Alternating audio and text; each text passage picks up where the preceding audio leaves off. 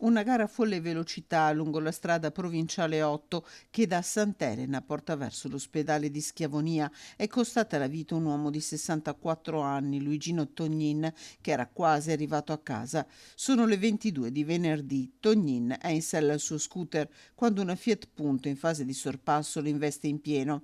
Tognin viene sbalzato a metri di distanza oltre il guardrail, un tragico volo che finisce nel vicino fossato. La Punto, gravemente danneggiata, si ferma in attesa dei soccorsi. A bordo ci sono due giovani, quello alla guida ha 22 anni. Arrivano i carabinieri di Este con la polizia locale, i vigili del fuoco, i sanitari del SUEM 118. Per Luigino Tognin non c'è più niente da fare, troppo gravi le ferite. Il 22enne invece viene sottoposto agli accertamenti di rito, al termine dei quali viene riscontrato un valore di tasso alcolico di 1,10 grammi litro, più del doppio rispetto al limite consentito.